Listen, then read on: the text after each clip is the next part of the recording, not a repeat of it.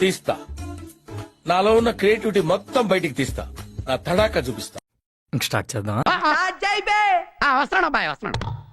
It's laughing time. ఈరోజు ఈడేవుడ బీడా పొలంలో దిష్టి బొమ్మ గుట్టలేసినట్టున్నాడా? నేను స్వయంగా మా వైఎస్ఆర్ కాంగ్రెస్ పార్టీ నాయకులతో పాటు కలిసి వచ్చి ఈడేంట్రా ఎంతమందిని వేసుకొస్తున్నాడు? 2 కంప్లైంట్స్ ని ఈ పట్టాపురం పోలీస్ స్టేషన్ లో ఇవ్వటం జరిగింది. ఎందుకు? సోషల్ మీడియాలో వైఎస్ఆర్ కాంగ్రెస్ పార్టీని, వైఎస్ఆర్ కాంగ్రెస్ పార్టీకి చెందినటువంటి నాయకుల్ని తీవ్ర అసభ్య పదజాలంతో లోకేష్ గారి ప్రోద్బలంతో పోస్టులు, వీడియోలు పెట్టి మాట్లాడుతున్నారు. మా గౌరవ ప్రతిష్టలకు భంగం కలిగే విధంగాను, ఆ ఒక్క మాటతో లేచి 2 జేబుల్లో చేతులు పెట్టుకుని నడుచుకుంటూ వెళ్ళిపోతున్నాను. నేను ఎక్కడికి వెళ్తాను కూడా నాకు తెలియదు.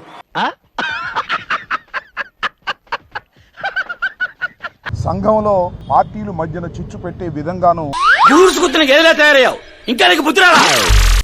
గత కొంతకాలంగా ఐటీడీపీ ఆధ్వర్యంలో ఇదంతా నీ ట్రైనింగే కదరా? నాకు ఆయనకి అసలు సంబంధం జరుగుతున్నటువంటి సోషల్ మీడియాలో అరాచకాన్ని అడ్డుకునేందుకు ఒక ఉద్యమ రూపంలో వైఎస్ఆర్ కాంగ్రెస్ పార్టీ తరఫున మేము పనిచేస్తున్నామని ఈ సందర్భంగా చెప్పదలుచుకున్నాను. నీలాంటి దరిద్రపు కొట్టి విధం నేను ఎక్కడ చూడలేదు. వీడు మనిషి పశువు. ముఖ్యంగా గతంలో 5 కంప్లైంట్స్ నవంబర్ మాసంలో, పోయిన సంవత్సరం నవంబర్ మాసంలో ఇవ్వటం జరిగింది. అది అది అది గుర్తు రావట్లా.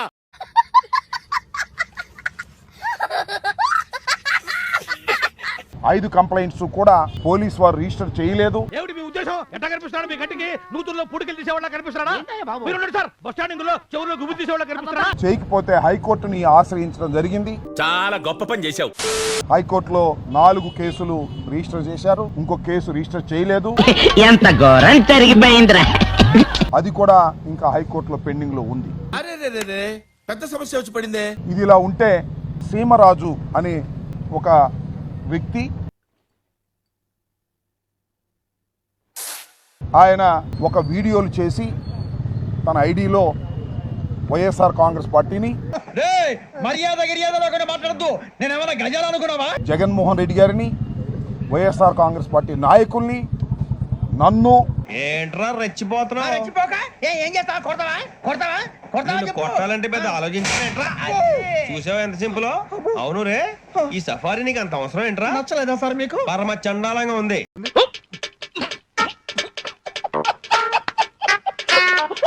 అనేక రకాలుగా దుర్భాషలాడి విద్వేషాలు రెచ్చగొడుతూ, ఏమండి give respect and take respect, మర్యాదగా చెప్తున్నాను, గౌరవం తగ్గించి మాట్లాడొద్దు. అనేక పోస్టింగ్లు, అనేక వీడియోలు చేస్తున్నటువంటి విషయం చాలా మందికి తెలుసు. తెలీదు, గుర్తులేదు, మర్చిపోయి. దీని వెనుకాల టీడీపీ ఉండి నడుపుతా ఉంది. ఎవరు చెప్పారు? ఎవరో చెప్తే నమ్ముతా నేను? వాళ్ళే చెప్పారు. కర్మరా బాబు.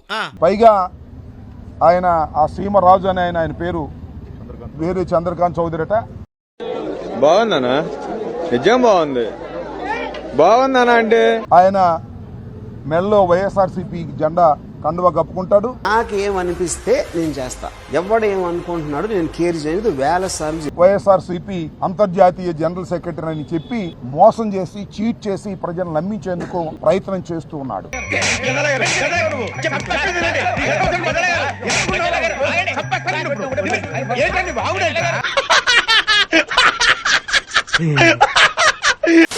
ఆశీర్వదించండి మావయ్య.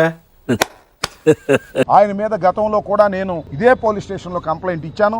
But police has not taken any action. అట్లుంటది మనతోని. కేసు కూడా రిజిస్టర్ చేయలేదు. మళ్ళా ఇవాళ నేను మళ్ళా ఒక కంప్లైంట్ వారికి ఇచ్చి,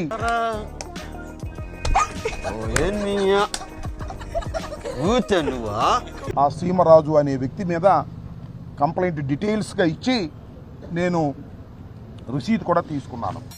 మడిచి ఎక్కడ పెట్టుకోవాలో నాకు బాగా తెలుసు, నాకు అలవాటే.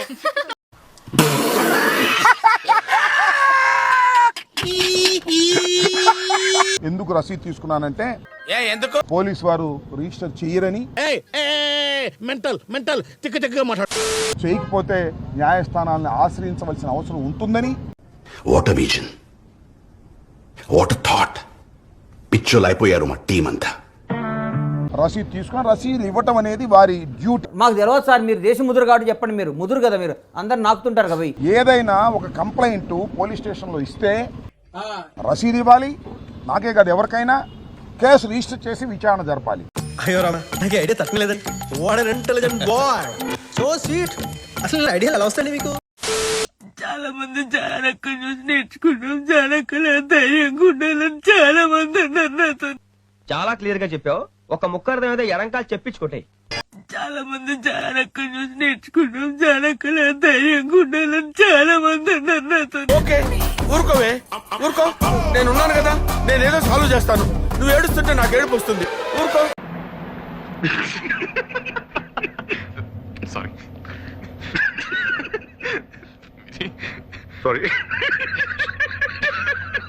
చాలా రకాల ధైర్యంగా ఉండాలని చాలా మంది అన్నారు నాతో. అమ్మా సావిత్రి, వెళ్ళిపోయి బతికిపోయావు కానీ లేకపోతే నా చిట్టు చెల్లి గట్టి కాంపిటీషన్ ఇచ్చింది. సో నేను రీఫండ్ చేసిన కస్టమర్స్ లిస్ట్ అయితే రెడీ చేసుకున్నాను. Okay okay okay. అండ్ ఎవరికైతే రీఫండ్ ఇవ్వలేదో వాళ్ళ నేమ్స్ కూడా నోట్ చేసుకున్నాను. ఇద్దరే ఉన్నారు. రెడీగా ఉండండి. సో మడ్డల కృష్ణ గారు ఏం మాట్లాడుతున్నావురా? నరాలు కట్ అయిపోయింది.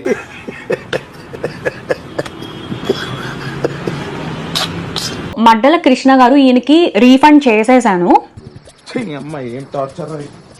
ఈ రోజే నా కిందకి ఖాళీ దొరికింది, సో ఈ రోజే చేయడం జరిగింది. ఓకే